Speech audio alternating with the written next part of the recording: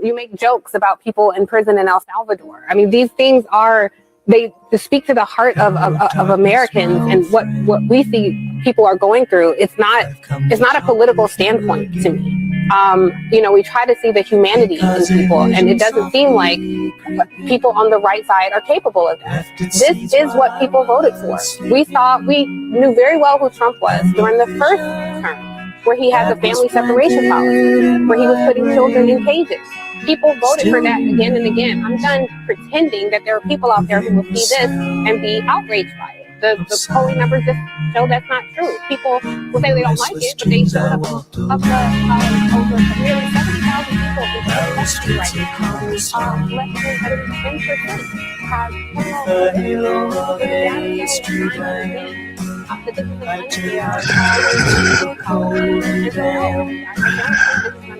have Scott. Respond to what? What she just said. Respond to what? What she just said. Oh. Oh, you weren't listening either. Oh, you mean neither of us? I thought one of us would be listening. I guess neither of us were actually really listening. Oh, so now I'm supposed to respond. Okay.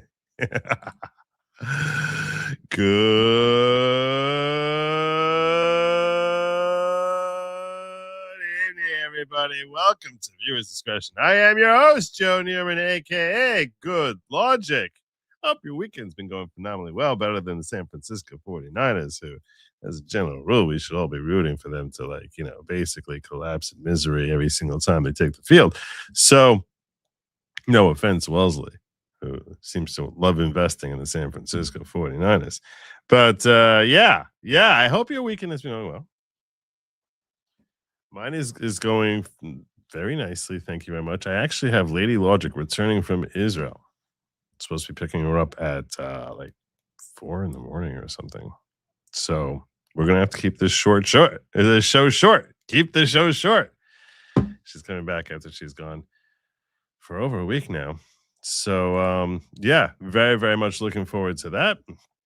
I had a phenomenal weekend with my sons and daughter, and basically it was all very, very nice. And I hope that yours was at least as good. That's what I wish upon thee. Tonight we have a breaking story. Well, it's breaking. Breaking is really not the right word, I guess. It's really not the right word, right? I mean, if you think about it, it's not really breaking. It's not really breaking. If it's something that's been going on. It's not really, breaking is not really the right term, I guess. Broken story. But a broken story that affects me in this show, what you are watching right now. And that break is that YouTube is relaxing their monetization policy on videos with what they deem controversial content. So we're going to break that down for you. I also have a lot I want to cover for you on Minnesota. And yeah, during the course of the show, I'm going to try and test. I'm going to see, hey, can I really get away with talking about things? People always dance around words like suicide. And now apparently, as long as I'm addressing it seriously, which anytime I'm talking about suicide, it's going to be a serious thing, that I don't actually have to say things like self-deletion or stupid code terms that everyone understands, but is somehow has been deemed YouTube friendly. So apparently, rumor has it, at least according to the AP News, that that's no longer the case. I do have a goal up tonight. Tonight's goal, like our regular goal, is that if we hit 15 super chats of $10 or more, I will be doing another stream tomorrow.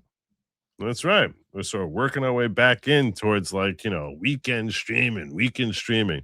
So tonight's show was something that on Thursday night, folks basically, that was a goal. Like, hey, if we hit our goal, which was our regular goal of 15 super chats or more, 15 super chats of more of $10 or more, that we will, do X. So on Thursday night, X was have a show Saturday night. Saturday night's goal is, hey, we hit it tonight. I'm back here tomorrow night. That's right. I'm here all week. I can do it. You can't stop me. Well, I guess you could. I guess that could happen technically. If you think about it, if you really think about it, you really could stop me. Well, anyhow, So that is tonight's goal. I have a lot going on in Minnesota, as you would expect, because Minnesota is basically where all the news in America takes place. This season has just been all about Minnesota, and I definitely want to test out exactly how far we can push YouTube's boundaries. See whether or not I get demonetized. We'll see. I might get demonetized for playing Sound of Silence. I might get not. They don't call it demonetization. They call it going yellow because it's considered not advertiser friendly. Let me break it down for you here. AP News says, make this a little bit, a little bit different than what. We'll make this a little bit like that. That's definitely better, supposedly. YouTube relaxes monetization policy on videos with controversial content. Controversial. So if I'm controversial, that's okay, as long as I do it with sensitivity, which I invariably do. I'm not going to make sport of things that are serious. YouTube is updating its guidelines for videos containing content that advertisers define as controversial, allowing more contenters to earn full ad revenue when they tackle sensitive issues in a non-graphic way. With the update that went into effect Tuesday, YouTube, which by the way, since Tuesday, I got hit with 2 yellows so far, so I don't know how good. I don't know how good they are. I'm not sure. Yeah, but YouTube videos that dramatize or cover issues including domestic abuse, self-harm, suicide, adult sexual abuse, abortion, and sexual harassment without graphic descriptions or imagery are now eligible for full monetization. Ads will remain restricted on videos that include content on child abuse, child sex trafficking, and eating disorders. The changes were outlined in a video posted in the Creator Inside YouTube channel. Let's see this. I was supposed to check this out. They send YouTube creators this. Hey creators, Connor here. This week we're updating the advertiser-friendly guidelines to allow content focusing on what advertisers define as controversial issues. This is how every video theirs looks. It's like this whole feel, like they're talking to us, like here's class, we're in class. Specifically abortion, self-harm, suicide, and domestic and sexual abuse to earn full ad revenue when the content is dramatized or discussed in a non-graphic manner. In the past, the degree of graphic or descriptive detail was not considered a significant factor in determining advertiser friendliness, even for some dramatized material. Consequently, such uploads typically received a yellow dollar icon, which restricted their ability to be fully monetized. With this week's update, our guidelines are becoming more permissive, and creators— Which, by the way, they also would, it's even, the other thing they would do is they would basically make it impossible, it would make it much harder for your video to be seen. So that would be like another thing that they would do to try and basically get you, to, I'll show you what it means over here. Try and get you, to, I'll show, see this over here? See this? Where it says ad suitability it's called going yellow. Should make this a little bigger here. See, they do my ad suitability and they say, yeah, I can request a review. Every time I have a member stream, they tell me it's not suitable. What I'm doing during the member stream. If you're not a member yet, you need to become a member, because apparently every time I do something on a member stream, a members only stream, which I've started doing a lot more of lately, and I plan on doing a lot more of in the future, I get this notification that's limited and I can request a review. Yeah, you want to see the next time I got it? Oh, look at this. Ineligible. Yeah, limited. I get this. This happens just every time I do a. Oh, what's this? Limited? Oh, this is also limited. Son of a. Yeah. So those videos always are invariably like hidden away. It's very unlikely you're going to find the notification for that, which means that you don't get new viewers. Your regular people won't hear about it. It's just they don't pump it out for you to see it. they try and do everything to flatline the viewership of those videos. I've gotten much better about not having that happen to my videos. What I've had over the last couple of weeks is actually relatively rare. For the last several months, I've gotten better about that, which, yeah, but this is potentially really good news if it's actually true.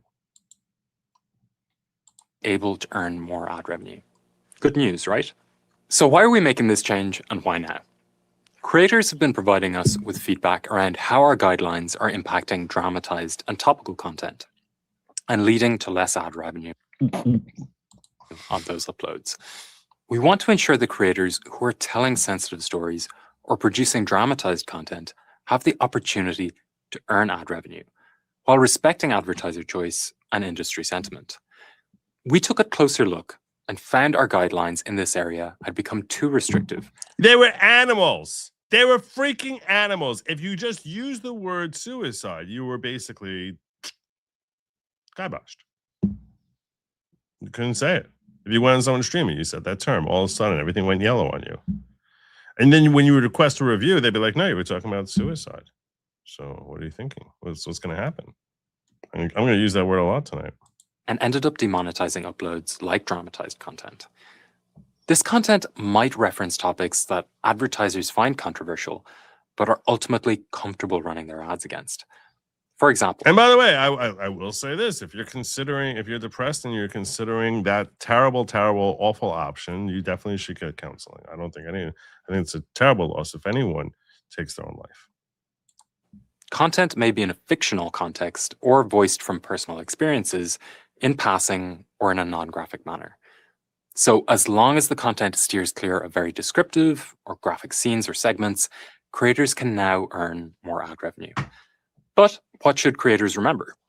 There are still some areas to be aware of where ads will remain restricted. Okay. We take advertisers' sentiment seriously, as ad revenue remains an essential They take it very seriously. part of our creator economy.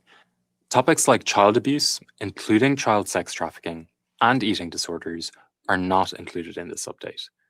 Descriptive segments of those topics or dramatized content delving into those areas remain ineligible for ad revenue. Finally, this change was prioritized in response to your feedback on our policies. Oh yeah, you really listen to Your us. input is vital to helping us determine our it's not. next areas of focus. No, it's not. So please continue to share your thoughts. Yeah, so we can throw them. We can store them in the file that we call the recycling bin at the end of my desk.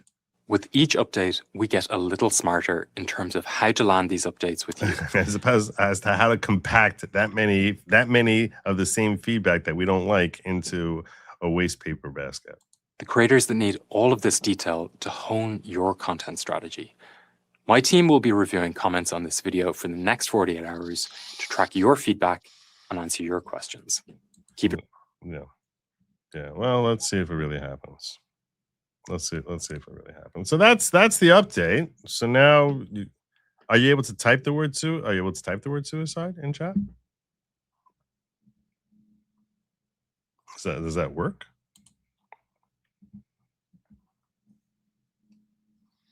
It is years late.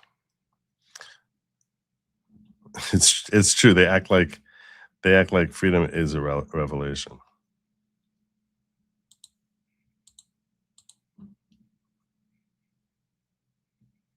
Yeah, I'm not seeing anyone typing it, so I'm assuming you cannot. You still can't type it in chat. But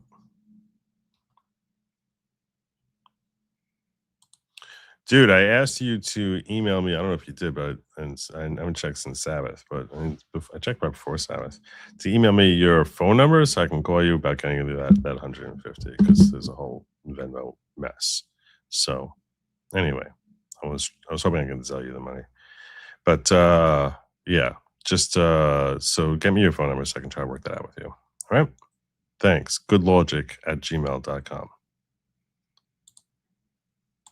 I'll be looking for that. Wrestletown gifting 5 new members of the following. Who'd you bring on in here? The following 5 people brought into the following courtesy of Wrestlertown. That would include Lurchlinger, Renee Collins, Nancy Lawrence. Oh, that's nice. Sharon Lee and Salty C411. Welcome to the following, you fine people. Please bear in mind that the following is not at all a cult.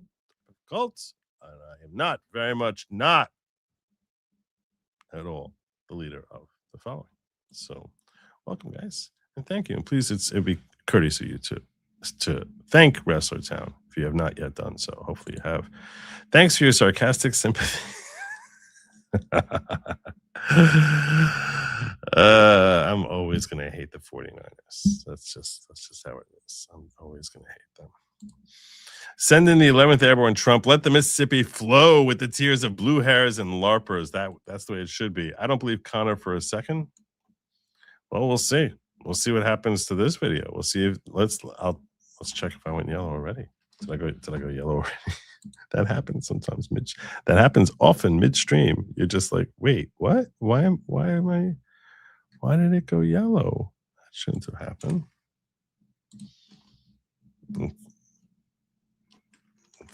Let's see if we went yellow so far.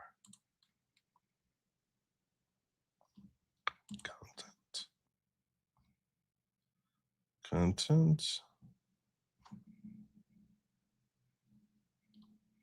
I'll tell you something. Like, I did a Diddy video back in the day where I was breaking down where he had broken the law, at least in the eyes of the state, and that went yellow on me. And I certainly wasn't trying to, do anything other than serious coverage.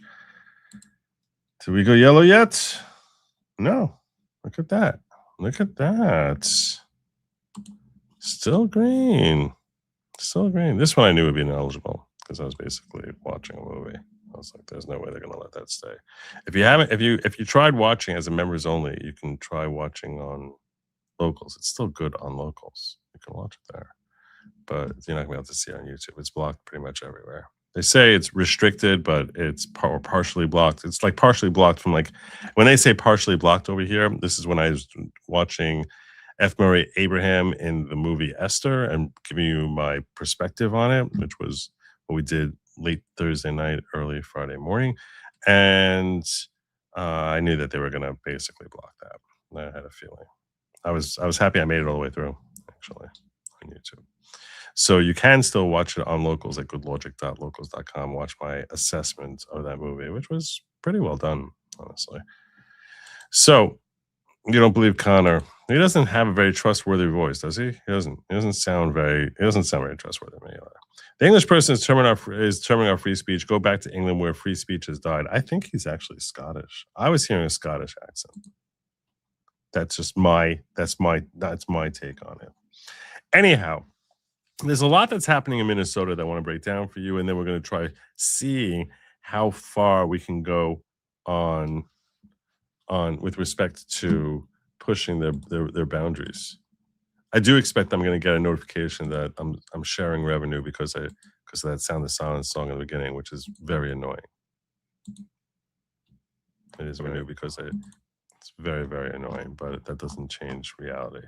And Jim Tells You has rated the stream. Thank you, Jim. Thank you, brother. Good man, Jim Tells You. All right. Where was we? All right. I wanted to talk to you about what's going on in Minnesota.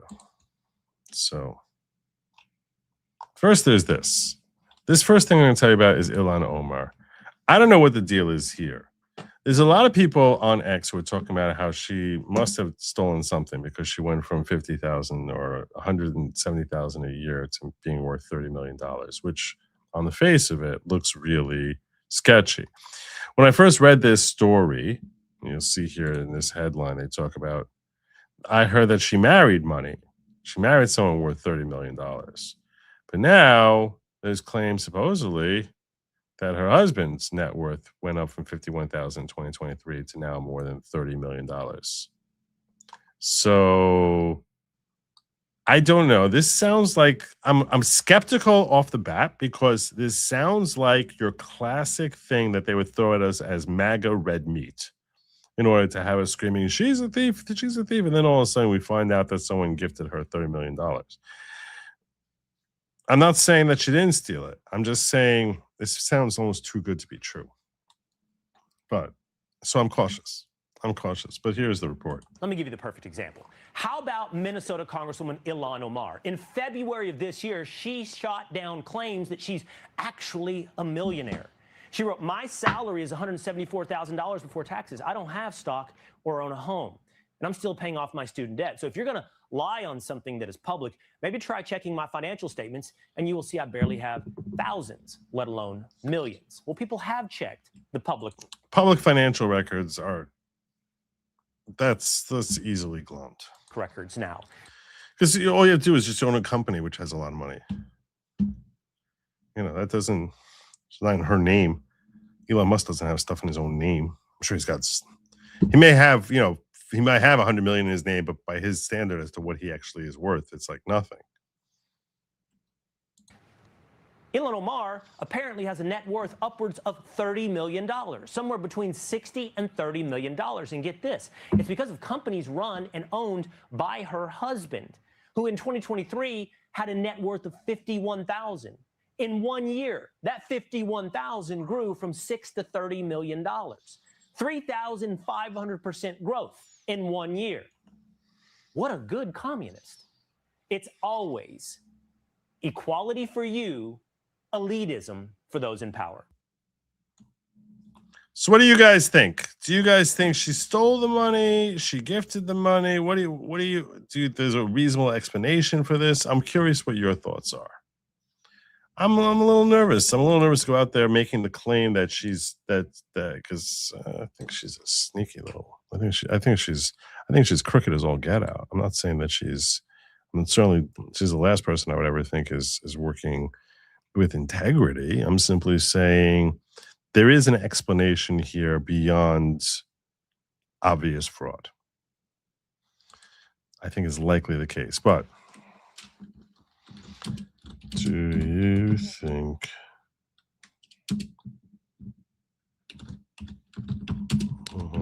committed blatant fraud to increase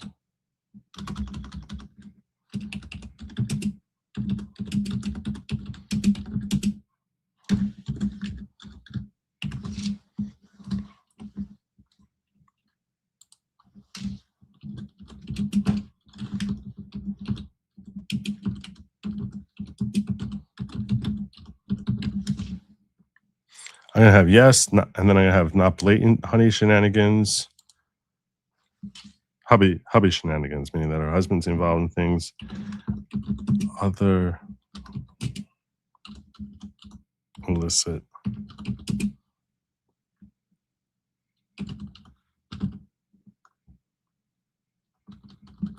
activity. That's the word I'm looking for. Or no. Some of you might think no. Just flat out no. There's your poll. Do you think Ilhan committed blatant fraud to build net worth of $30 million? Yes, no, not blatant. There's husband's shenanigans, or that there's other illicit activity. So there you go. That's the poll. I'm checking the ghetto to see if you guys have any thoughts on that.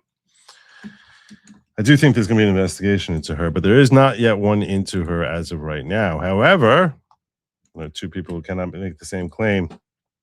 That would be Tim Walz and Jacob Fry, as things are starting to heat up around them. DOJ probing, probe harder. Let's fix that up.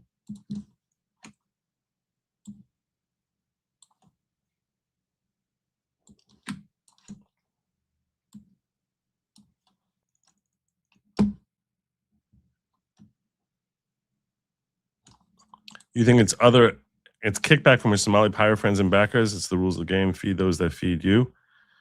So that would be illicit activity, I think. We call that illicit activity. When all the dirt comes out, it will be shown as legal but dirty, nasty, stinky swindling of tax dollars with purposeful lack of oversight. Possibly true. You're saying she's not stupid. She's not stupid. You always have to be careful about underestimating your enemies. So let's probably a safe bet. Well, anyhow, DOJ is probing Tim Walz, Minneapolis Mayor Jacob Frey, for alleged conspiracy to impede immigration agents. Ooh. It's just not about their money or the kickbacks. This is them trying to basically impede ICE. Okay. Justice Department has reportedly launched a criminal investigation into Minnesota Governor Tim Walz and Minneapolis Mayor Jacob Frey to probe whether two Democrats engaged in a conspiracy to impede federal immigration agents. I just want to go on record as saying that even if the feds are closing in on them, I hope these two gentlemen do not commit suicide.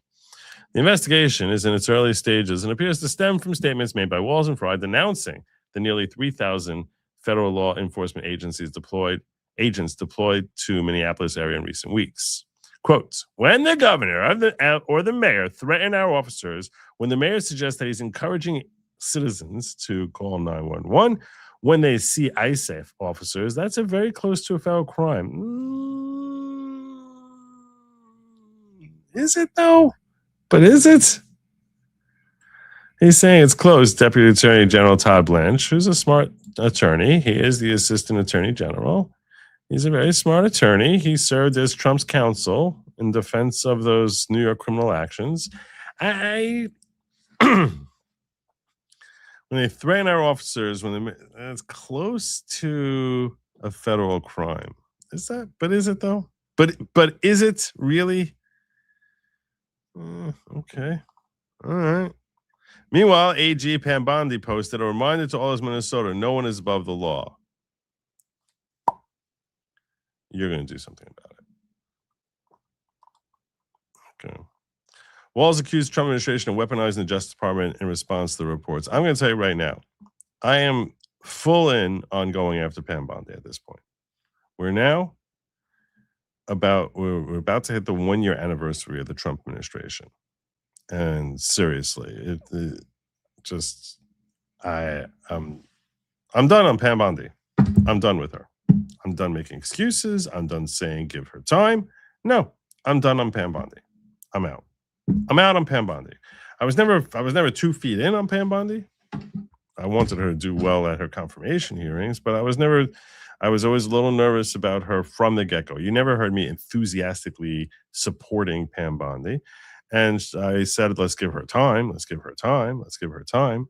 But we've given her plenty of time. She's had plenty of time. At this point, we should have seen indictments. Far more than what we've seen. So, yeah, I'm done with her.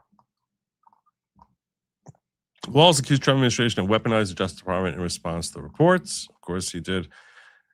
2 days ago, it was Leslie Slotkin. Last week, it was Jerome Powell. Before that, Mark Kelly. Weaponizing the justice system against your opponents is an authoritarian tactic.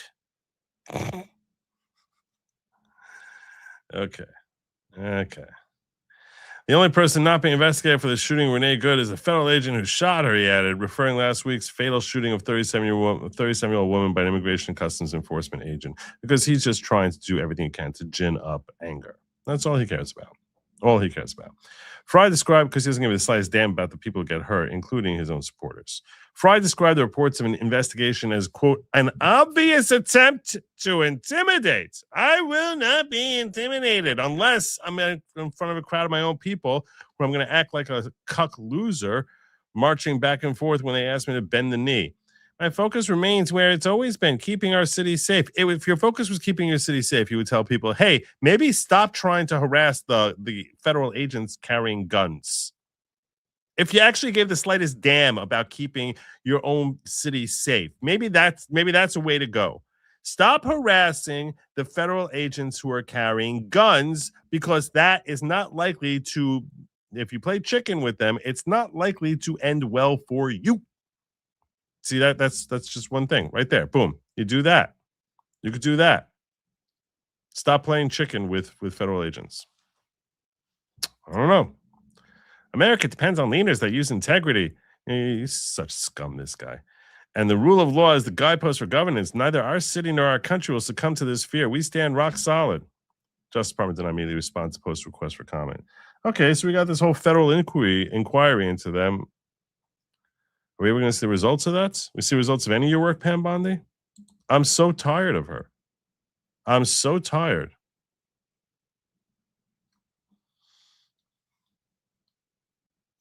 But I'm in a little bit of a feisty mood tonight. Just telling you, I'm in a little bit of feisty mood. So I'm gonna just sort of pause here against my better judgment, and I'm just curious. Tell us, sign up. What the devil is a Talmudic Jew? What is that? I just want to know. I'm really curious. With your little 19th century figurine that you got there. What is a Talmud? Tell everyone what a Talmudic Jew is, because I've never heard of one. I don't even know what that means. What is that? Tell us. You have something for us? You have something you need to get off your chest?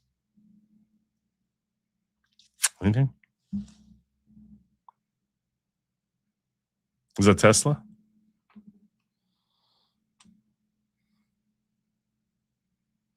Could be.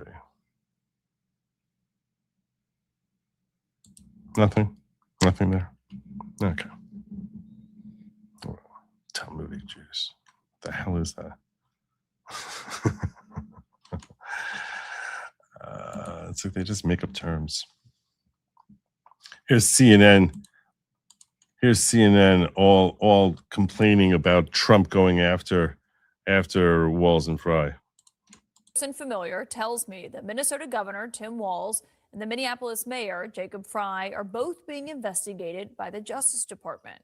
And a grand jury has issued subpoenas for both of them, though it doesn't appear that either have been served yet. What we do know tonight as we come on the air is that the Justice Department investigation centers on possible obstruction of federal law enforcement. Both the FBI Director Kash Patel and the Deputy Attorney General Todd Blanche were in Minneapolis today. And just a short time ago, Todd Blanche was on Fox News explaining or attempting to explain why the Justice Department is taking this action.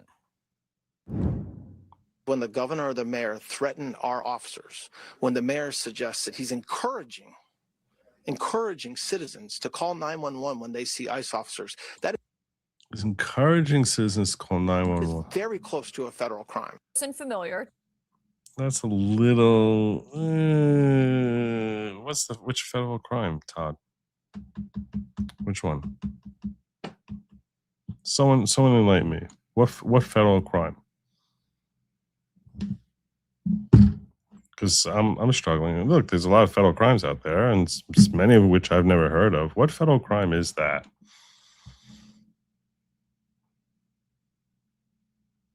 Should we ask? Is that what we should do? Should we ask? Should we ask Grok if they can come up with like a federal crime? Because I'm struggling. That's obstruction?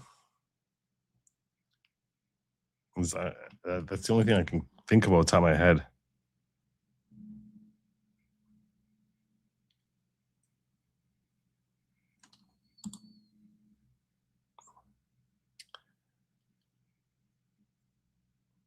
I don't think you're going to get a conviction on obstruction for that. I don't think you're going to get anything. I don't think you're going to get obstruction. So anyhow, but I like the idea of them being investigated. They're not the only ones being investigated. Criminal investigation launched into Renee Good's wife for impeding ICE agents before the shooting. What? Federal officials have launched an investigation into Renee Good's partner following accusations that she impeded an ICE agent in the moments before her wife's death, sources say. Good, 37, shot in the face 3 times. She was shot in the face 3 times? Through the window of her car by ICE. She was shot 3 times? She was hit 3 times? Or 3 shots? I don't know. I never saw.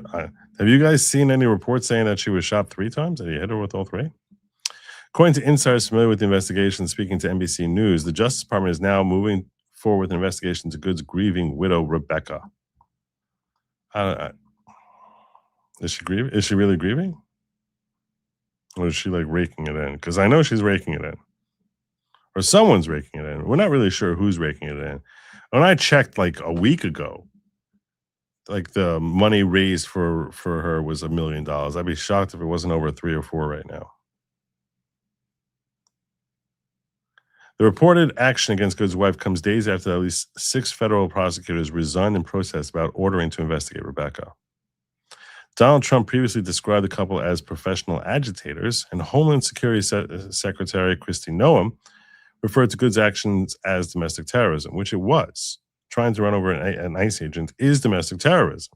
In footage that swept social media capturing the moments leading up to the shooting, Rebecca appeared to struggle with the car door before telling her wife to drive as an ICE agent attempted to coax Good from her vehicle. Witnesses said the couple had attended the protest to film and act as legal observers, whatever the devil that means. And the footage showed, I guess it's like a Talmudic Jew, and the footage showed Rebecca confronting and taunting ICE agents seconds before they opened fire.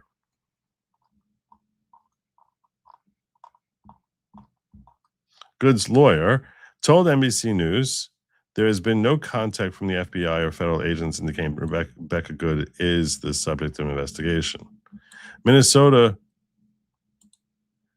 Governor Tim Walz, who has been hit with his own DOJ investigation this week over his anti-ICE rhetoric, has criticized the federal government's handling of the investigation into Good's death. The only person not being investigated for the shooting, Renee Good, is federal agent who shot her.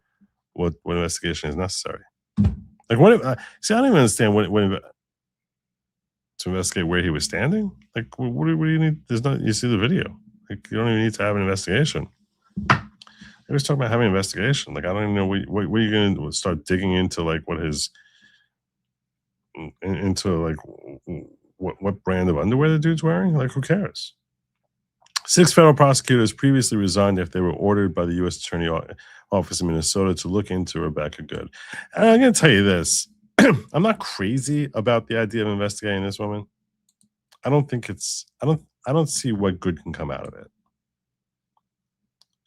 If you now go out and arrest Rebecca Good for some sort of crime, I think that that's politically a very poor choice.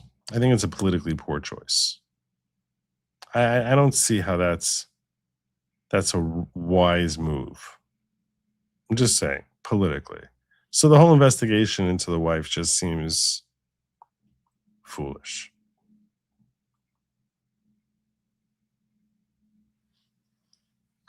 Joe Thompson, former acting U.S. attorney in Minnesota and the lead in defeating our future food fraud case, was one of the major names who submitted his resignation. Minnesota Governor Tim Walz spoke out about Thompson's resignation, and they're going to use that to say, Joe is a principal public servant who spent more than a decade achieving justice for Minnesotans. This is a huge loss for our state, he wrote on X. Yeah, an even bigger loss was the billions of dollars you basically gifted away to Somalians. So that's a bigger loss than Joe Thompson. Just if we're calculating losses to Minnesota, I don't know. Maybe to me, 18 billion is worse than Joe Thompson serving as public servant. Maybe he's a loss. I just don't think he's an $18 billion loss. You know, I mean, like if you offered him $1 billion, he probably would come back. So yeah, I'm assuming that he's not quite the same as the 18 billion you lost, Tim Walz. Just saying. It's just a thought for calculating losses.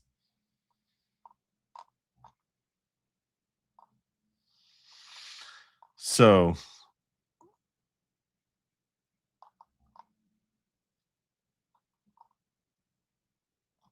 yeah, that's so. What do you guys have thoughts? Drop a comment below. Do you think they should be investigating Rebecca Good, the wife of Renee Good? Do you think that that's a smart move?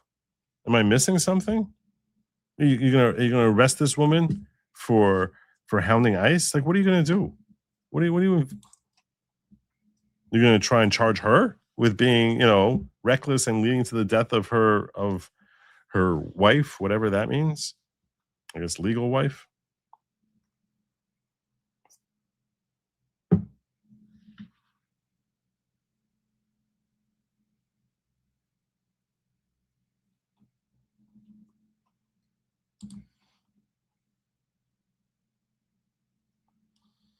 Nick Ricada was on with the Tilted Lawyer this evening.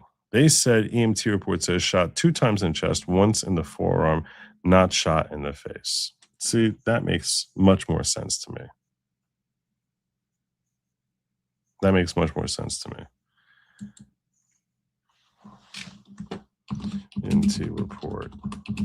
Okay. Good.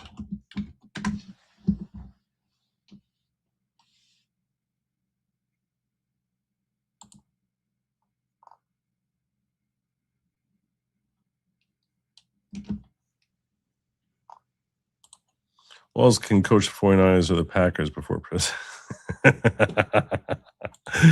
Indeed. Minnesota Fire Department incident report documents Renee Good's condition upon paramedics' arrival. Report indicates that Good had 4 gunshot wounds and paramedics found her pulse inconsistent.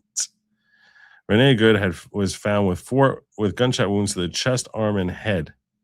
So they're saying that she was shot in the head. After a federal immigration officer shot her the morning of January 7th, according to Minneapolis Fire Department incident report. Paramedics found Good unresponsive in her car with blood on her face and torso. At 9:42 a.m., she was not breathing and her pulse was inconsistent and irregular. 2 gunshot wounds on Good's right chest, 1 in her left forearm, and 1 with protruding tissue on the left side of the patient's head. So the head sounds like probably she banged her head. She likely banged her head very hard when she crashed. So probably not shot in the head. She likely would have banged her head very hard. I don't know if the airbag deployed. But even if the airbag deployed, she still could have had a protrusion from her head.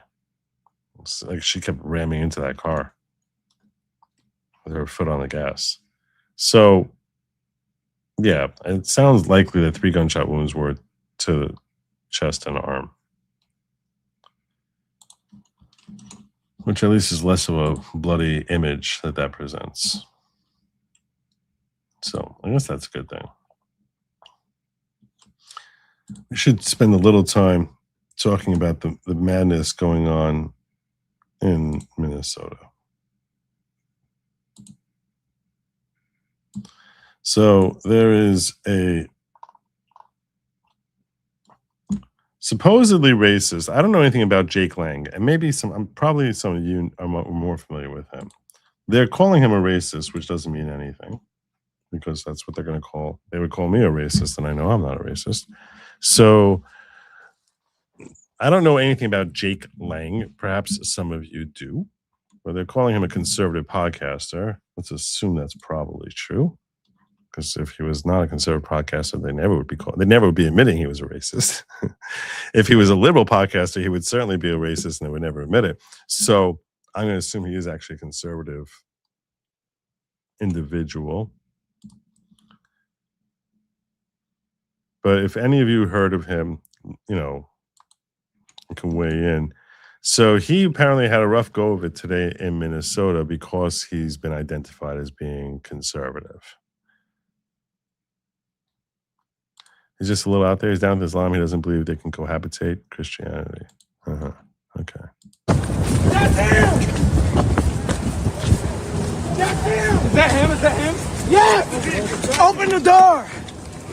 Why would you have your door open? Oh my God. Drive. Oh my God. Just drive. Stop! Why? Let them go! Let them go! Why the driver didn't start driving, I don't know. Why it is that they didn't, whatchamacallit, why his door is open, I don't know. This is like something that, all right. Hey, pull over. Hey, leave it. Get out of here. Leave it up. Get out of here. No. Y'all just let him leave. It's not working. Hey! You don't know him. Let him out. So there you go. Take off. We got his back! All right. Well, that's the beginning of it. But that was not the end of it. That was not the end of it.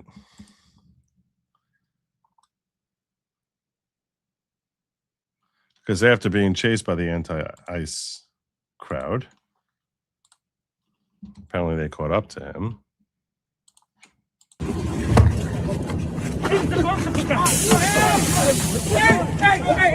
Hey, stop. This is before he took off, I think. Wait, let them go. Drive the car.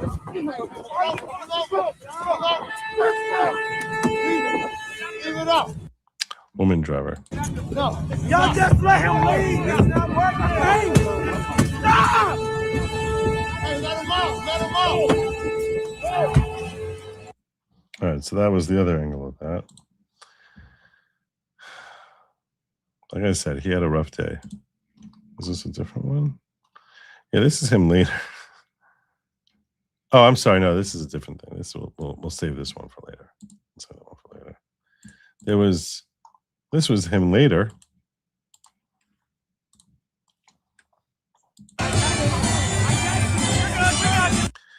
They say he may have been stabbed.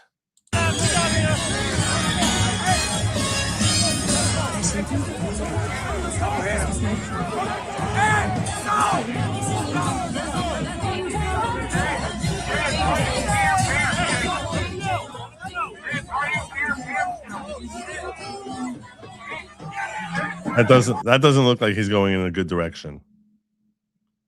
That does not look like he's going in a good direction at all.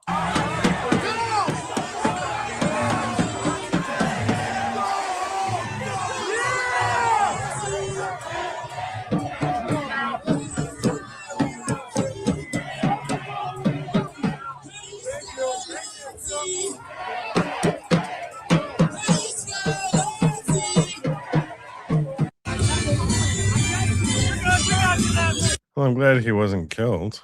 That's definitely a good thing. But it seems as if he was stabbed. Let's see if I can pull up a report on that.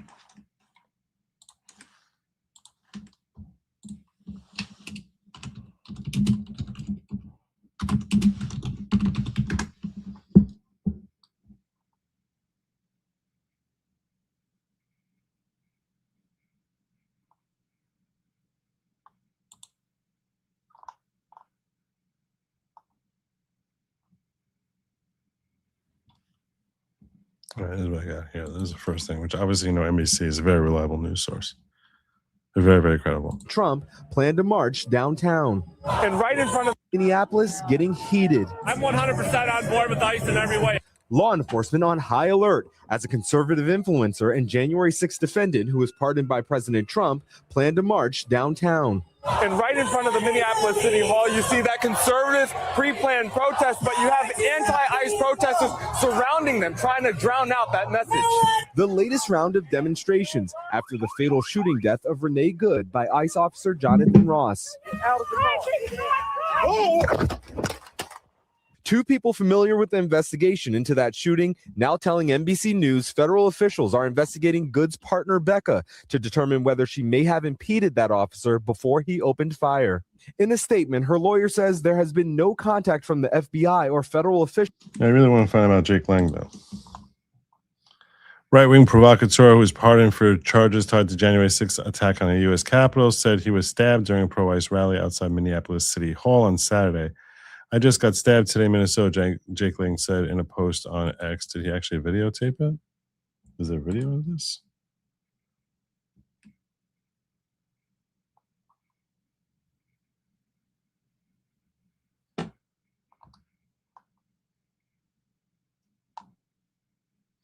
Plate carrier blocked it.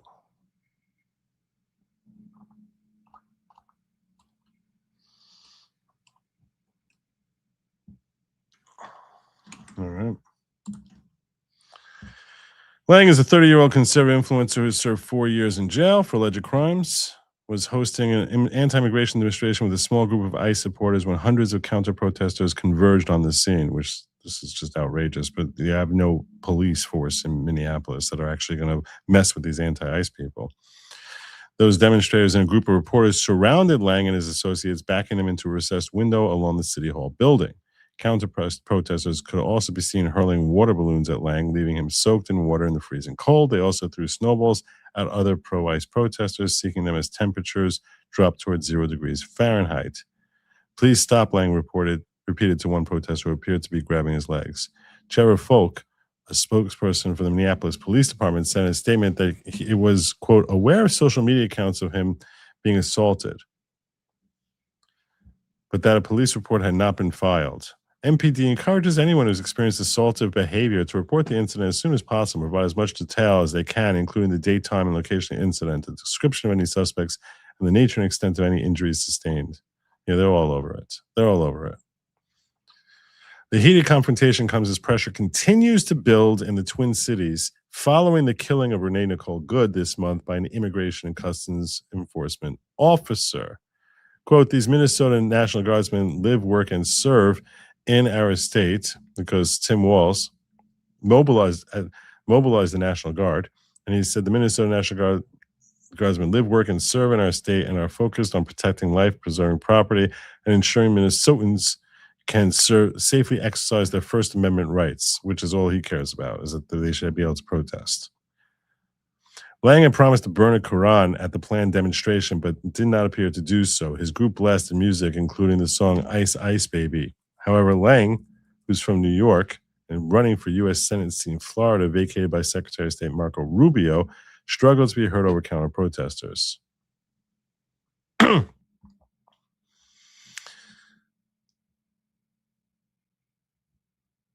Yeah, so counter-protesters were screaming various things, including, hey, Minnesota, what do we say? F Nazis every day.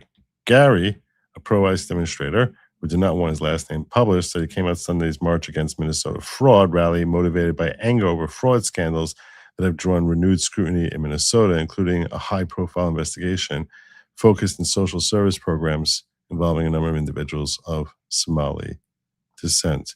So things are getting kind of crazy there. We don't really care. I don't care that much about Gary per se. He seems like a nice enough chap. But apparently NBC News basically is going to tell us what Gary's thoughts are on this. No one knows. We don't even know Gary's last name. So, yeah, that's not really great reporting there by NBC News. But it's enough to tell us that he is saying he got stabbed. So,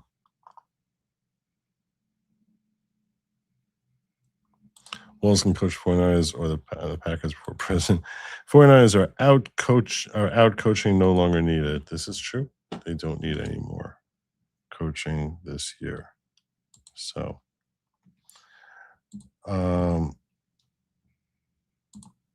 they're so hungry.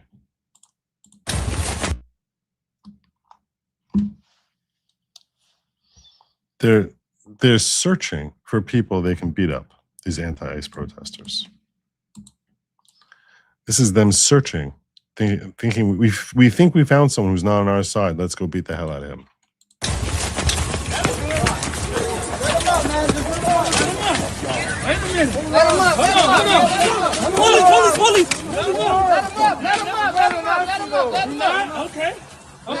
There's an old white guy. Let's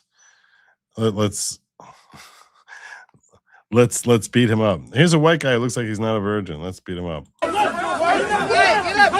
Get your ass up. You good?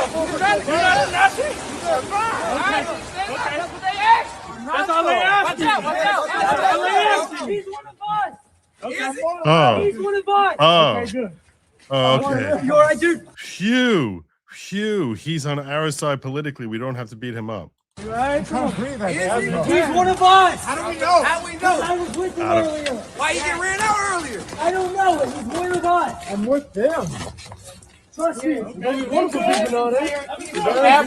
Pathetic. He was us the whole time. Well, you're a loser then. You all right, man? Hey, move back. Move back. All right. Move back right now. Move back. Back up. Yeah, save your Nazi. Put him in your Nazi van. Go get him some help. He needs a little bit of fucking mental health there. Don't he? Nobody got guns. Hey, you gonna look me in the eye when you spray me? You gonna look me in the eye when you spray me? Losers. That's just craziness. It's just craziness. I have no patience for these people. I got one clip of this after another. This was Border Commander Bovina just inviting the MPD, Minneapolis Police Department, to join them on Border Patrol. This was a great clip. Is that rank and file? I'm giving you some bad news. Let me give you some good news too. And something else, Aisha, that we're seeing is that rank and file of many of the area police departments, including Minneapolis Police Department. Many of their rank and file police officers are coming up to our agents on the ground saying, thank you for what you're doing. We support you 100%. That's in direct opposition to, say, a Mayor Fry calling for cops to fight federal agents. So we've got the support of the rank and file. There you go. And the American public. This mission is going to continue. So they want to help. I mean, they're coming up to you and telling you that they actually do want to help, but their hands are tied. Exactly. We've seen this in California and Los Angeles. We saw this with Chicago rank and file police officers. And guess what? We're seeing it in Minneapolis also. And to any of those Minneapolis police officers, and I'm hearing this is happening, that want to join the U.S. Border Patrol or ICE, we welcome you with open arms. We support you. We support you making American cities like Minneapolis a safer place. So I'd be happy to meet personally with those officers that might be wanting to join a law enforcement agency that supports them. There you go. So don't believe all the rhetoric. That's, this is like a widespread position in Minnesota. They're vocal and they're insane. That's for sure. But it's not the widely held belief. Here's another video of Jake Lang that I had here. You could see some of his injuries. He definitely looks like he got stabbed. Ah, Jake, you thought it was a good idea, didn't you? Ah, Jake, you thought it was a good idea, didn't you? All that shit talking.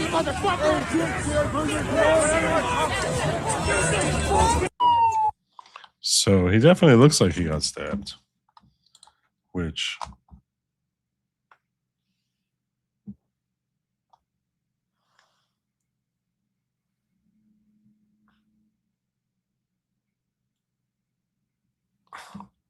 And frankly, Brian Krasenstein, who I've had on this show, I've had him on this channel here.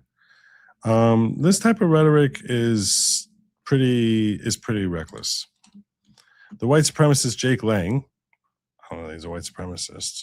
Just because he's screaming about Christianity a lot doesn't make him a white supremacist.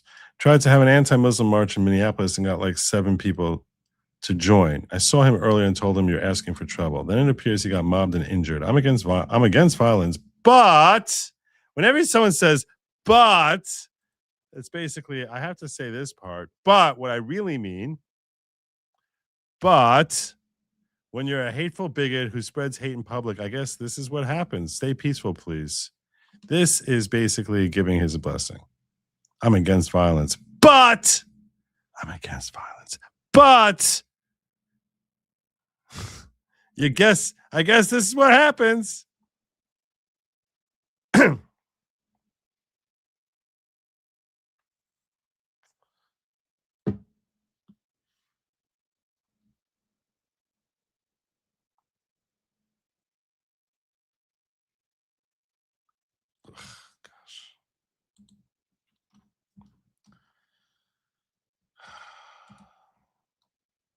Yeah.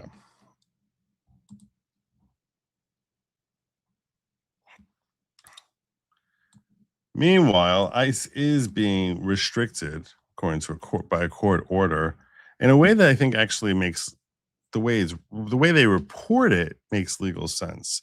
It's very different from like how something is framed versus how something actually is. Meaning, judge restricts ICE actions against protesters in Minnesota, which that sounds terrible. As long as protesters are not obstructing the agents from performing their duties, they cannot be detained or tear gassed, the ruling states, which that makes sense. People are peacefully protesting and not obstructing. So why are you embracing them? Why are you engaging them? But I would say that if they're, blasting their horns and stuff like that, that's a way of trying to obstruct because we can't communicate with each other. They're trying to stop us from being able to communicate with each other.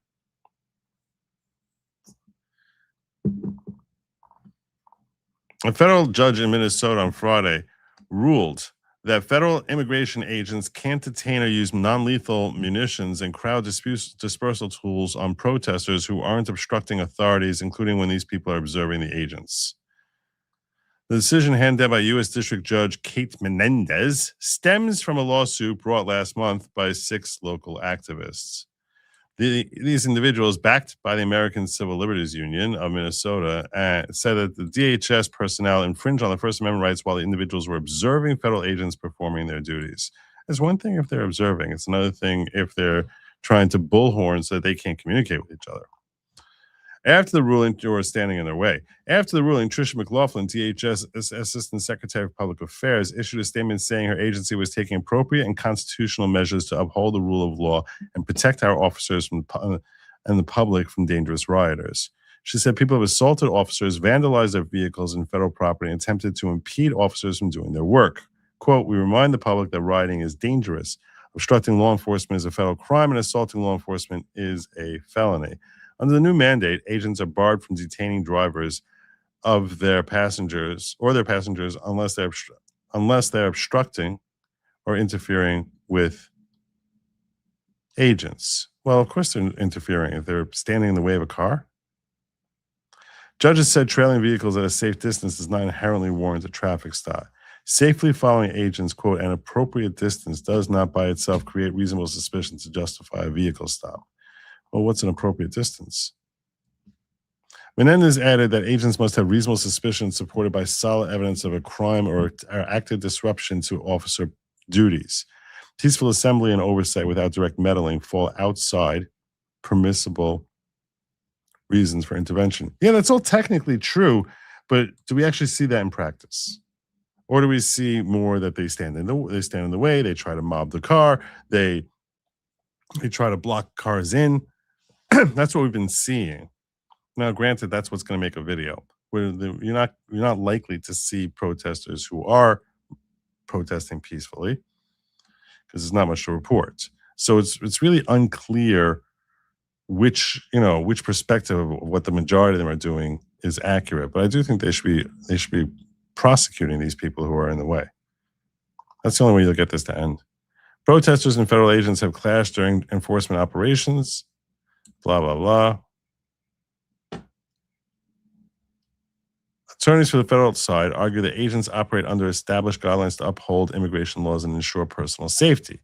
They said officers have been attacked, harassed, and doxxed nationwide and in Minnesota, and that the response has been appropriate and justified.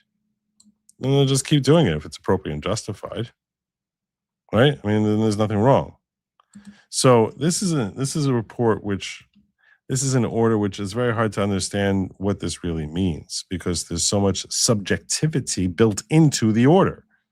What's a safe distance? What's obstruction? At what point is someone obstructing? So it sounds like an order that's a massive win for the left, but in practice, I don't know that that actually does anything because there's so much subjectivity built into so many of these different things, and there's no way you could tailor an order to do any more than this. So it sounded like a win for the left, but I don't think it's quite the win that many on the left likely believe it to be. That's what I wanted to share on that. I mean, think about it. Like, what's a safe distance? Well, I guess that depends on speed. So, but invariably, you're going to end up getting too close, right? If you start going faster, if you go through some red lights, right?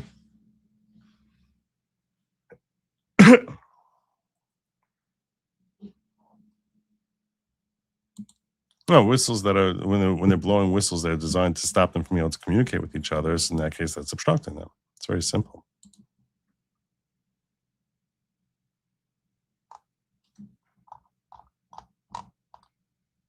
But you can keep defending douchebaggery. That's okay. That's okay.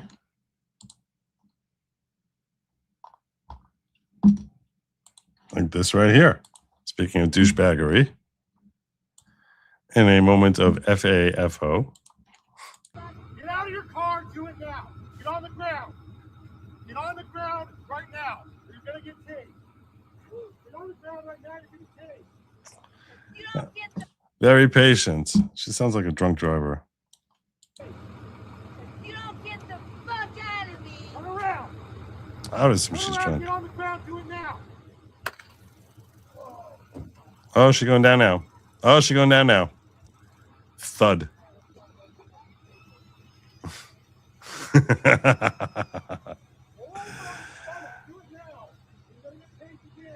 I don't know. This really.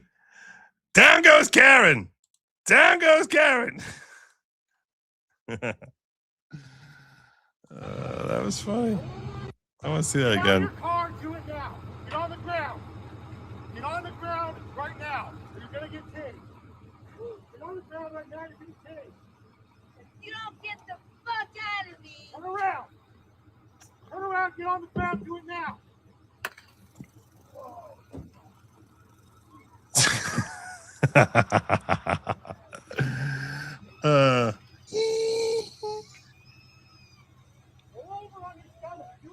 Roll over on your stomach.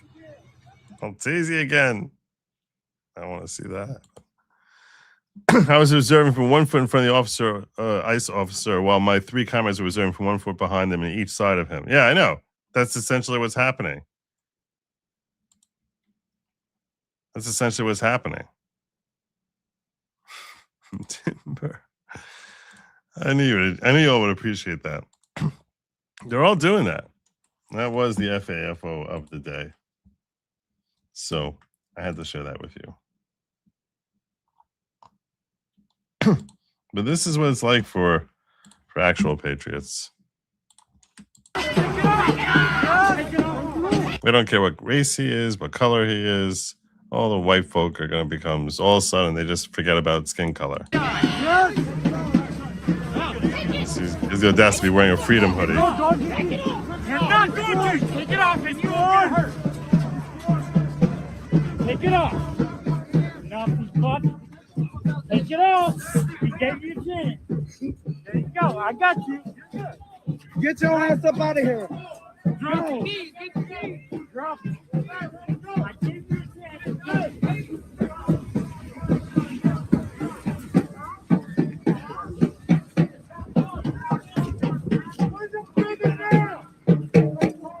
It's sickening.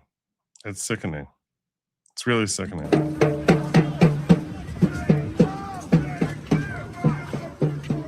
That's what it's all about. It's about power.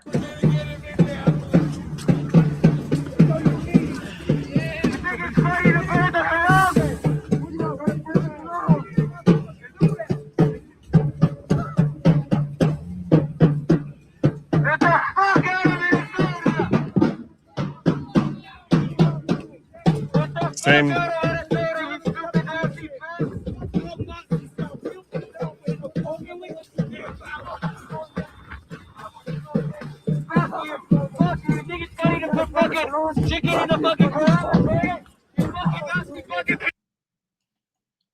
Just complete douchebags.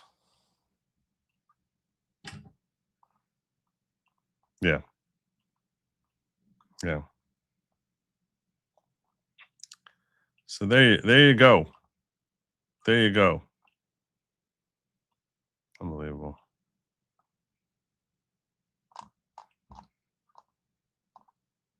Where's Paulie defending this? Where's Paulie defending this? Come on, Paulie. Tell us what heroes these guys are. Tell us what great heroes they are. Such patriots. Oh, such great patriots. Tell us, Paulie. We want to know. We want to know all about how these guys are such great heroes.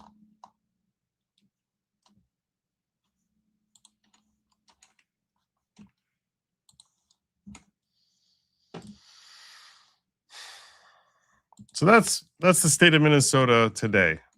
In case you were wondering, that is the state of Minnesota today.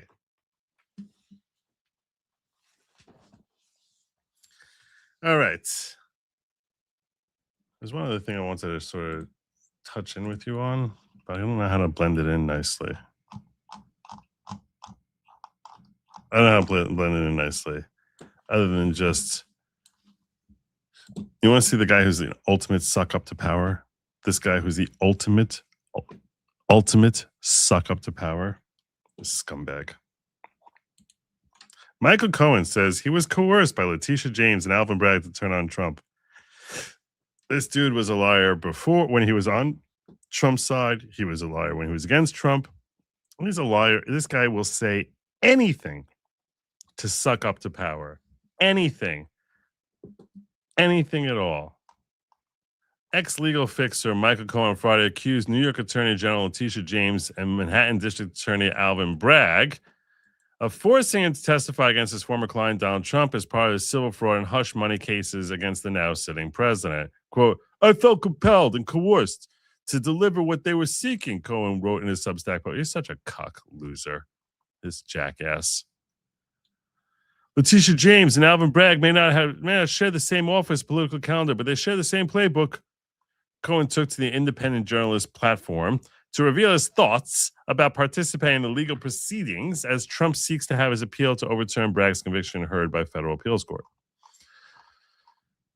The president's attorney is also still seeking to have $454 million civil fraud judgment against Trump for inflating his real estate empire toss. Quote, from the time I first met with lawyers in the Manhattan's DA's office and the New York Attorney General's office in connection with the investigation of President Trump, and through the trials themselves, Cohen wrote on his new platform, I felt pressured and coerced to only provide information and testimony that would satisfy the government's desire to build the cases against and secure judgment and convictions against President Trump. They should get him for perjury again. They should get him for perjury again. You just admitted you didn't tell the truth. Get him for perjury again, jackass. Cohen's first-person account claimed he hoped by becoming involved in the trials that defined the years before Trump's return to the White House in 2025, his cooperation will be looked upon favorably after serving more than 1 year in federal prison. During my time with prosecutors, both in preparation for and during the trials, it was clear they were interested only in testimony from me that would enable them to convict President Trump. All of a sudden, he's calling him President Trump, not scumbag now. Slime. When my testimony was insufficient for a point the prosecution sought to make, prosecutors frequently asked inappropriate leading questions to elicit answers that supported their narrative. What a jackass. This dude made so much money making podcasts about how he's going to have Trump thrown in jail. And now he's like sitting here saying, I was coerced. Complete a-hole. For the James case, Cohen also alleged that the Empire State Attorney General's team made clear that the testimony they wanted from me was testimony that would go after President Trump. He also noted the recent debate over the cases. All the appeals level has not exonerated the president of the conviction and judgment respectively, but exposed how a rush to obtain findings of guilt by prosecutors will result in witnesses being leaned on. You may reasonably ask why I'm speaking out now. The answer is simple, because Trump's in power. That's why. Oh, sorry. I'm not going to tell you the truth because I never do. So I'll give you my made-up answer. I've witnessed firsthand the damage done when prosecutors pick their target first and then seek evidence to fit a predetermined narrative. You were the one screaming you're going to get him thrown in jail. This utter jackass. Justice may be more than effective. It must be more than effective. It must be credible. When politics and prosecution become indistinguishable, public trust erodes. You're such an a-hole. Sucking up to Trump now. Douchebag. Trump, reacting to Cohen's coercion allegations, slammed the 2 New York cases against him as a setup from the beginning, a True Social post. These horrible radical left people doing everything possible to destroy our country should pay a big price for this, the president wrote. New York courts with many fair and wonderful judges are embarrassed by what has happened. We cannot let this pass. Scary looking woman.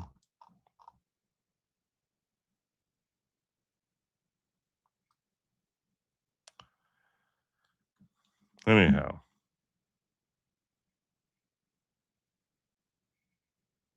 At trial, Cohen copped to telling a slew of lies and even stealing $60,000 from his ex-boss as defense attorneys questioned the reliability of his testimony. This dude just can't stop lying.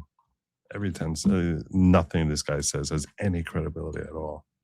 Probably the least credible person who's walking free. It's hard to be a stain on the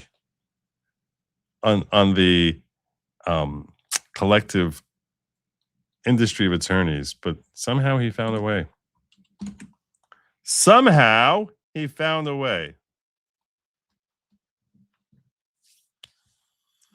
And the other thing I want to do in celebration, because I said I wanted to spend some time talking about abortion, sexual abuse, and other stuff that we purportedly are now allowed to talk about on on YouTube without fear of reprisal in going yellow. Have I gone yellow yet? Has that happened? Have I gone yellow yet? Let's refresh. No, look at that. I'm still green.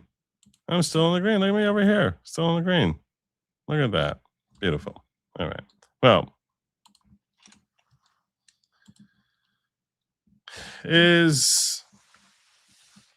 there was a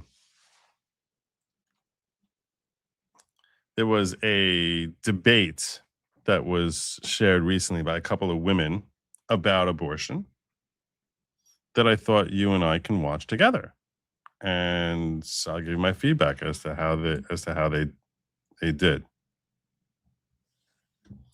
I don't really care about their opening statements so much because I was stupid, and we all sort of know what they're going to say. But the two women involved in this are Lila Rose on behalf of the pro-life versus Stephanie Miller, pro-choice at UCLA. And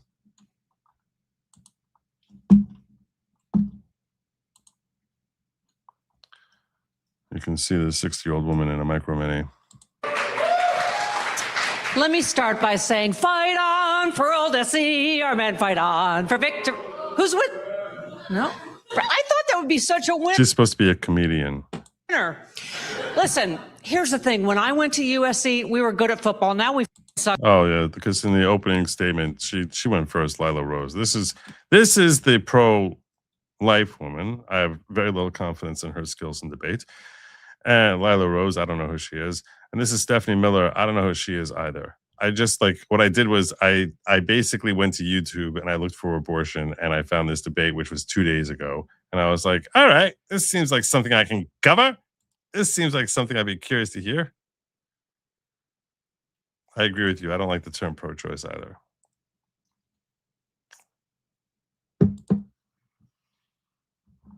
So who cares? Anyway, they're at UCLA, and in opening statements, Lila Rose mentioned that this chick over here is from USC. they're bad now. Okay, listen. I am delighted to be here tonight.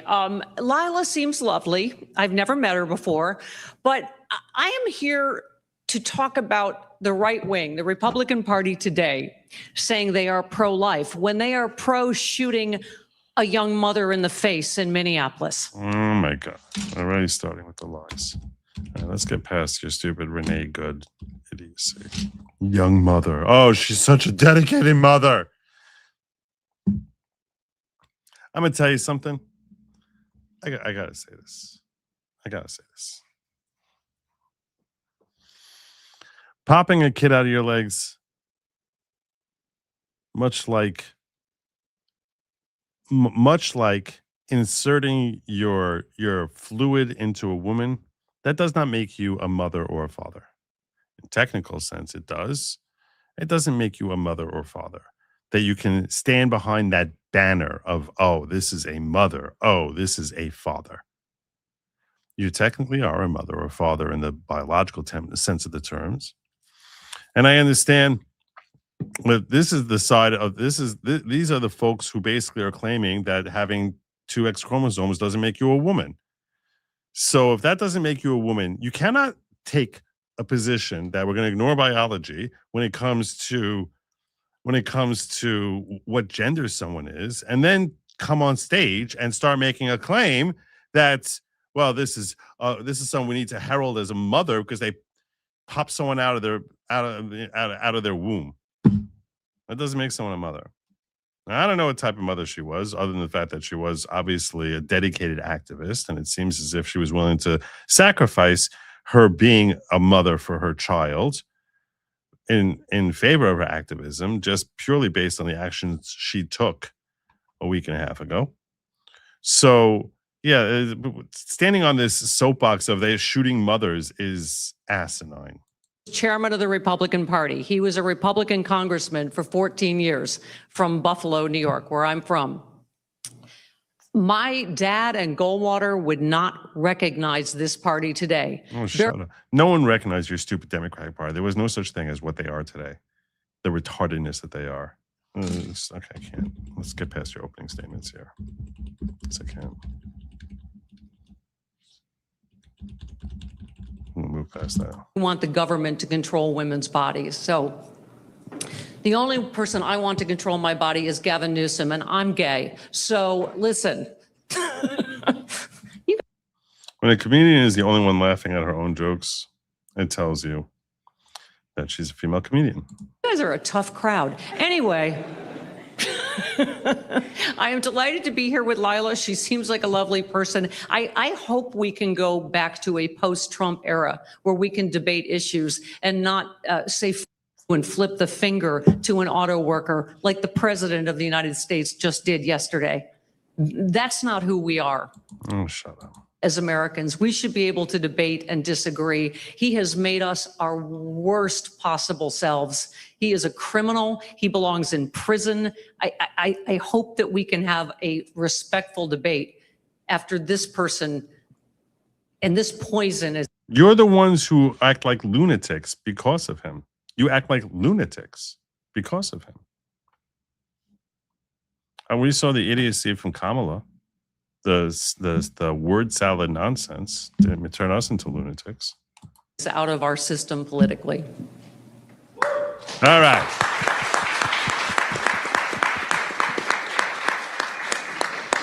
We're not watching this whole thing, just so you know. So don't get too cozy here, because I'm going to stay as long as I can, and I don't expect it to be very long, because what I saw from the opening statements from both of them was very weak sauce. I'm warning you now. This is not the Lincoln Douglas debates. This is, was it Douglas Webster? Yeah, Webster Douglas. Thank you for your opening remarks, Stephanie. We will now move directly into the 10-minute period of cross-examination, where Lila will cross-examine Stephanie for the first round. All right. Stephanie, if you would also like to take the podium, thank you so much. Is there going to be a keg at any point? Is there booze? Are we doing this sober? We needed some wine up here. All right.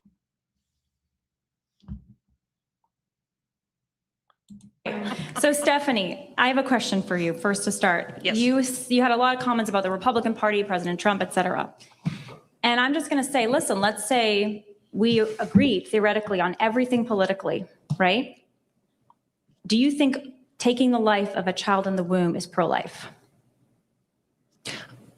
I think it should be a woman's choice. She made the point, yeah, that's, you're not pro, because what's her face? Stephanie, the pro-abortion woman, she basically was like, you know, you're happy with taking this life. By the way, can I just say, I Googled Lila. I am 25 years older than Lila, so she is a stem cell compared to me. And no one is even like cracking a smile. This is like basically an indictment on female comedians right here. oh, this is the toughest crowd I've ever played. I think you were like, can you get some old crone to be for the pro-choice? Can you get the old lady from the Titanic? But here's, I mean, you're like, can I debate a 65-year-old lesbian about pro-choice? No, I don't think. She's so dying. Oh my God. She's coming to a debate trying to get laughs. This is her goal. This is her goal. Wow. This is so cringe. This is so deliciously cringe. Cash for the goal. Good to see you, Joe. Thank you. Good to see you too. Oh my God. I don't think it's quite the Kamala laugh, but I appreciate you trying to push us toward our goal. I don't know if that's a wise investment at this point in the evening, but I appreciate it all the same. I think women should be able to control their own choices in their own life. Democrats. Let's just put it this way. I know pro-life Democrats. I know pro-life liberals. Okay, this is the bottom line. I'm just going to tell you right now. The only argument for being pro-abortion is that you basically say a woman's convenience is more important than the life of a fetus. That's really what it boils down to. A woman's convenience and having an abortion, having a kid can be very, very, very inconvenient. Like life altering. It should be life altering. life-alteringly inconvenient. I've said this in the past, and it's gotten some pro-abortion women very angry at me, but it is terribly inconvenient having a baby, particularly if you're not looking to have one. It can be terribly inconvenient. And you're basically saying that her inconvenience, and when I say inconvenience, I mean that in a myriad of different ways. Financially, it's obviously a strain, and the demands for your time, attention, and patience are incredible. They're incredible demands. And you're basically saying that then those are all ultimately crazy inconveniences. You're saying that her inconvenience trumps the fetus's right to live.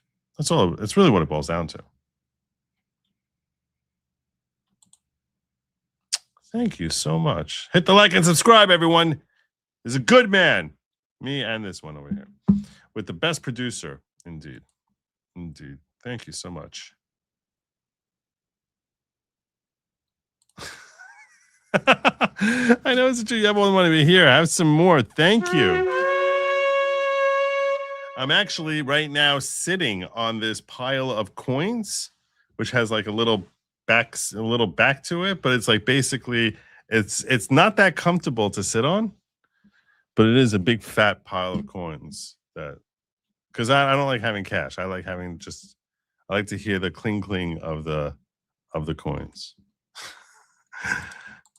I know pro-life atheists. So, what I said in my opening remarks, laying out this case for life, it's not tied to a political party. So let's set that all aside. We can have that debate with someone else that wants to debate that. But Democrats largely are for choice. And it's very unfortunate. Republicans are largely for anti-choice. They didn't used to be. Democrats used to be pro-life. Remember Jesse Jackson? He used to say abortion is killing a baby. They used to all be pro-life. That flipped in the last 40 or so years.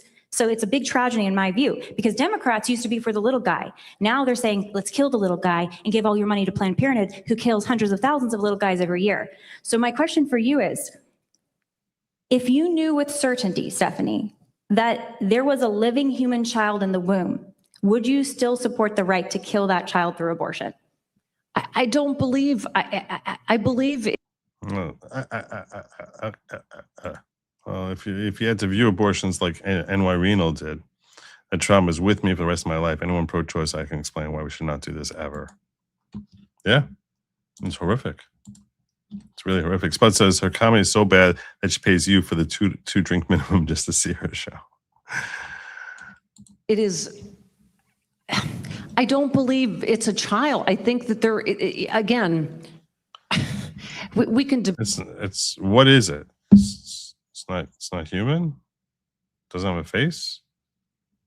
Debate the late term and this and length of time and all of that. I just don't think it should be a choice between anybody but a woman and her doctor. Why? Because it's inconvenient to have to think about that. It's very inconvenient to have to think about that.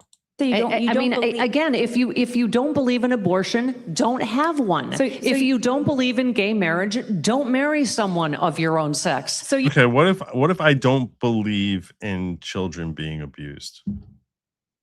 Is it okay for you to weigh in against? I don't know if I can talk about that. That's pushing up against. Is it okay for you to stand up against that?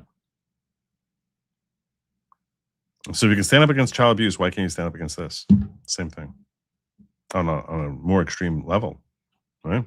You don't believe other Americans should have that choice? So you say you don't believe it's a child in the womb. What is it if it's not a child?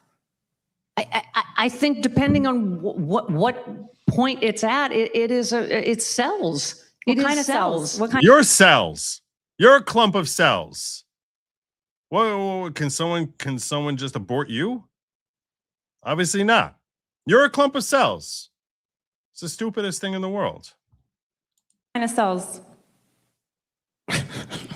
Is this a gotcha question? No, I mean, it's a Human very sincere cells. question. You're saying abortion's listen, okay. I would feel like this would be a more authentic debate if Republicans wanted to do anything We're to not help here- children we're or not- to help that we're we not have the here, worst. Republicans- So you're saying you encourage debate, but now you're saying you don't want to have a debate because you don't like the Republican position on welfare or other child care issues. If only Jew McDuck. So much money. That's right. Democrats, We have Stephanie. I don't the even worst know what maternal rate. We Yeah. have the worst child care system. We have the worst. Trump has just cut funding for children. It's you love the fetus, but you hate the child. You don't want to do anything. This is just platitudes you're saying now. You're not even throwing out anything here that's actually. What did he cut? What did he cut? Anything to support women that have children. I don't think you know much about my other public policy positions, it sounds like. So I'm not talking about you. I'm talking about your but party you're as a here- whole. I'm not Trump. I'm Lila Rose. You're here to debate me, right? No, So you are way more attractive than Trump. So let's focus on that. But let's go back to what is. You don't have because a you're- neck vagina. because Let's you're- start with because that. you're saying it's not a child. You're saying it's Desperate for the laugh. not a child, so it's okay to kill it. And I'm asking you, what is it? And you're saying cells. Well, guess what? You and I are made of cells, right? Right. What is the life in the womb? Is it a life, would you say? Lila, you know as Is it? well as I do, for a long time, it is not viable outside of a woman. So it So what? So what? It's got a heartbeat. is not, you can't Before it's say, viable. I'm just saying, I get that this is what you guys always say. It will be viable. Everyone knows that. That's why you're aborting it, right? The reason you're aborting is because you're afraid it's going to be viable. That's the otherwise, if it weren't about that, most times you wouldn't be seeking the abortion. And if in fact it wouldn't be viable, I'd be on the same page as you. Like it's a fully formed, viable person that could live outside the womb, and that is not the case. Why is that Oh, relevant? that's not what I'm saying. No one makes that claim. Now you're just inventing straw men that you're hoping you can burn down. I'm asking you, what is it in Do in the you womb? think it's Let's move proper on. I don't rhetoric think we're that gonna Donald get Trump an answer to says that. that There you go. Democrats like to kill the Jump, jump, jump, jump, jump, jump, jump, jump, jump.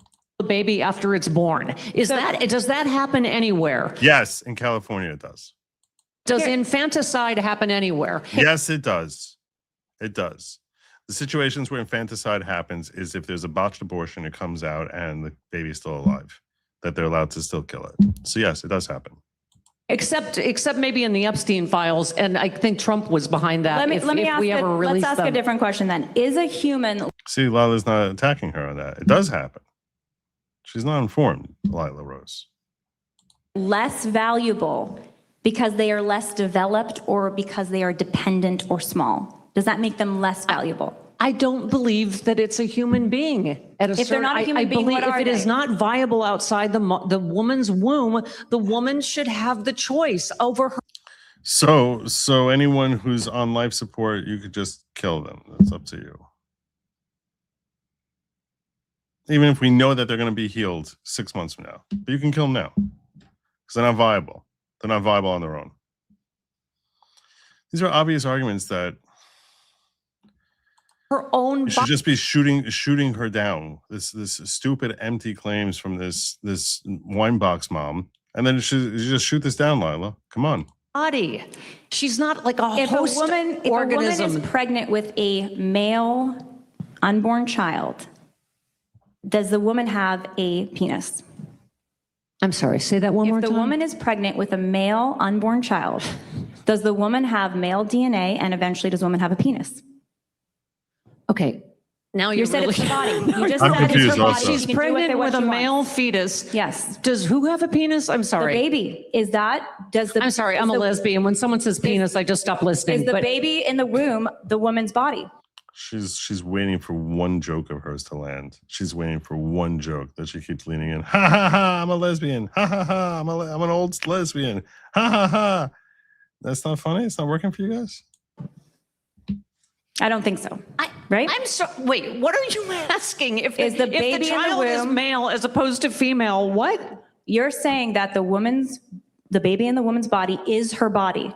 So if a woman is pregnant with a male baby, is the woman now part male because she has a male body, parts of male DNA in her? Is that her body?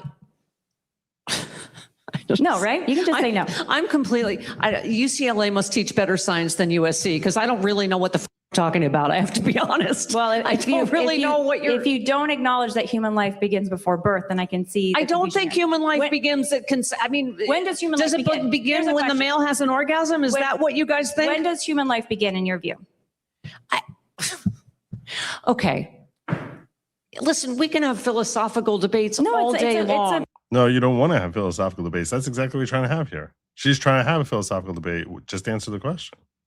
It's not. I'm comes actually asking down from a to does a woman have choice over her own body or not? But I agree. Are you saying is this Handmaid's Tale? Are we saying? Well, that's the other fallback they have. Oh, because there's this Netflix series about women who are oppressed, so now they're same way oppressed. This is the stupidest thing. The moment, the second of conception, the woman's body becomes the property of the state, and the government gets to decide from that moment on? No. Here's another question. What are you saying? When you have a newborn. So you're saying a woman is not entitled. Just why don't you should answer that question there. Just say it's got nothing to do with it. It's a matter of trying to protect children.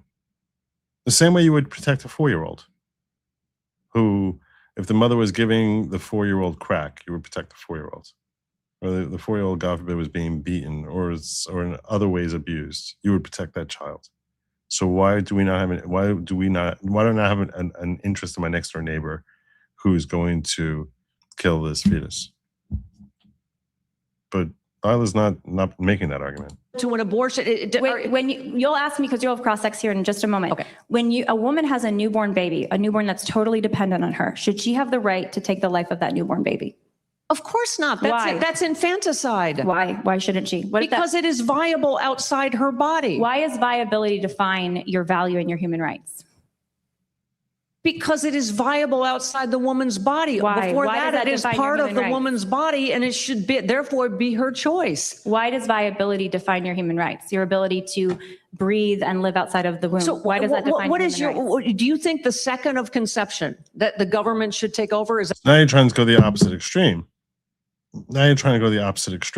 And hoping that that's going to help your claim here. We'll see how Lila handles this. Is that what you're saying? From the moment of fertilization, a new human life comes into existence. They are a human being. They deserve human rights. Yeah. So you don't believe in a morning after pill? Do you believe in contraception? Do you believe anything that intentionally takes the life of an innocent being? Well, let's get that in your cross-sex. Those are great questions. You definitely ask me those in your cross-sex. My question is this: when a child is totally dependent, newborn baby, needs other people, is dependent on the bodies of other people, does that child still have a right to life in your view? What if a kid is born with like a heart defect and needs machines to live? Can you kill that kid? Does it have a right to live? Of course, I already said that. No, it's not viable. What if it's not viable? It's not currently viable, but we expect that it will be. We know it's going to have to be in an incubator for the next month, a preemie. Is that something that we can kill? That the mother can say, like, I don't want it, kill it? So what's the difference between that newborn baby and then minutes earlier when that baby's in the womb? Do you support ending the life of that baby, the right to end the life of that baby minutes earlier? Because they're in a different location, also dependent, but in the womb. First of all, this is such a right-wing trope that there's not. all these late-term abortions. Unless there is a severe problem with the health of the mother and or the baby, so that's the only time doctors do late-term abortions. So I'm asking you what you think should be legal. Women don't at 8 months go, oh, I changed my mind. That's not happening. It does actually happen. It happens hundreds of times a year at least. Lila, and you know it. We're debating abortion's legality. Do you support a cutoff for abortion at any point? Yes, we already have that. What's the cutoff? We already have that. What's your position? What's the cutoff as you support? a lesbian, I'm not really an expert in exactly the gestation period. What are you doing here then? But we have those you're laws. here to defend we abortion. have those laws in many states. So what do you stand? Donald Trump ran on complete lies that all I'm not Democrats are Donald for Trump. Let me killing the remind baby you. even after it's been born. That's just dishonest and it's Lila. Stephanie, what's and your you shouldn't. See if Lila should know about failed abortions, because in case of a failed abortion, they try to abort the baby and it fails and the kid comes out alive. that in California you can kill a kid. You should acknowledge that Donald Trump lies about everything, Should there be including abortion. Stephanie, should there be any illegal abortions in your view? Should all abortions be legal at any point of pregnancy, or should it be illegal at any point? There is no reason for a late-term abortion except for the health of the mother or the baby. Okay, that's great. So do you think it Doctors should be and illegal? mothers aren't doing that. They do you aren't think it should be changing their illegal? mind You don't know late-term. you're admitting you don't know anything about gestation. You think you know how often they're doing that?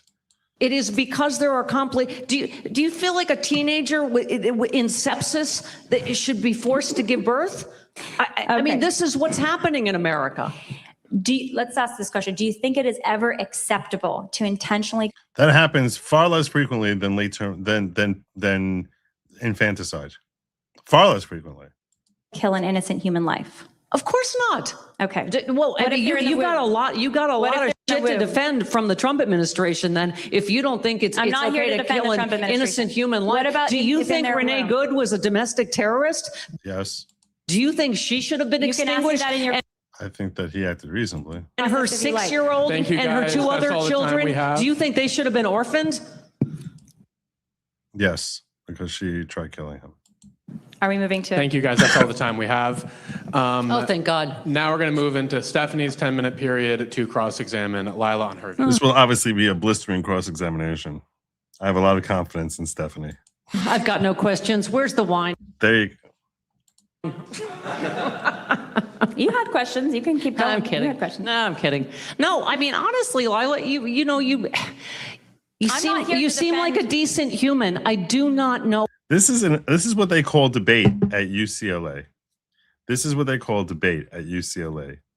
This is humiliating. This is just Lila Rose, who's obviously far stronger debater than this Stephanie Miller woman, the Stephanie Miller comedian. God, oh, Lord help us. Yeah,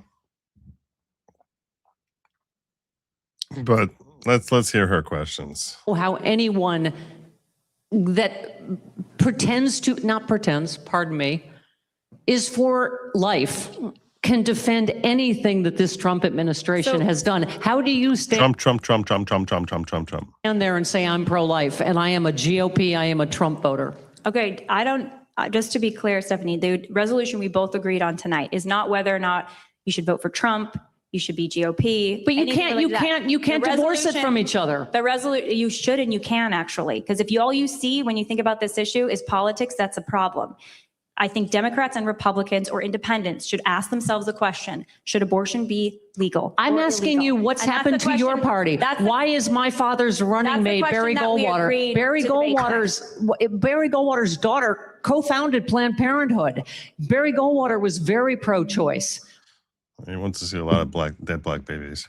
What's happened to your party, to the Republican Party, that they've become the big government party? Well, on the Republican Party standpoint, I have disappointments with both the Republican Party and certainly the Democrat Party for a failure to protect life. So again, I know you're not. But is that your only issue? But the Democrats used to be pro-life. Jesse Jackson used to be pro-life.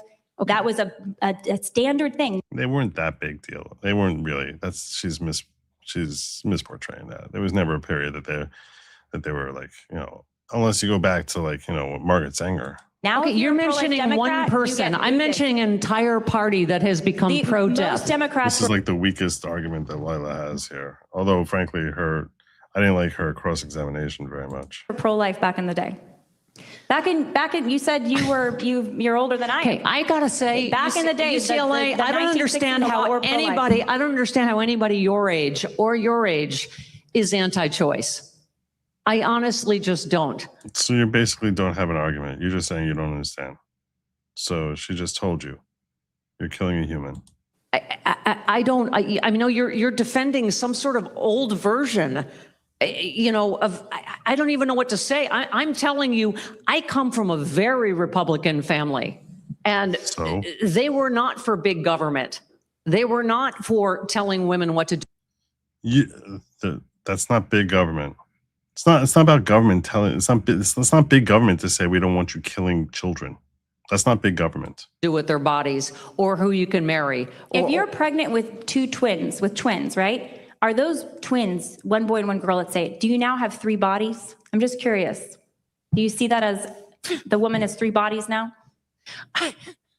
You keep saying your body. I get that you figured out all these questions in advance. I did nothing to prepare for this. What does that have to do with anything, whether if you have twins? Well, or it if, sounds like or if, I agree, it's not a great question.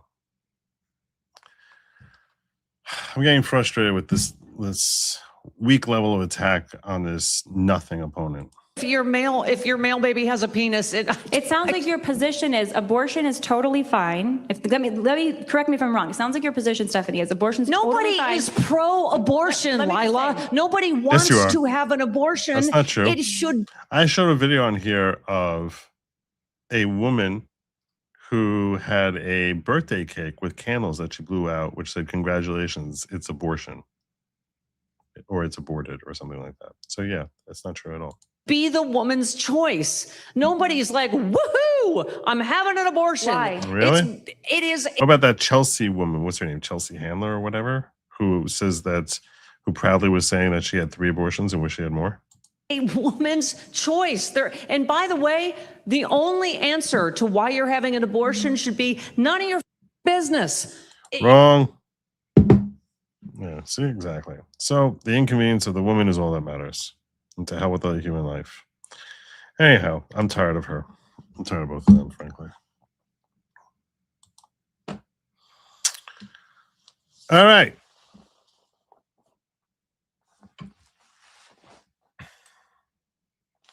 Let's see if we stayed green. That's really what this was. This whole stream was a test. All right, we're about to refresh. Let's see if we stayed green here.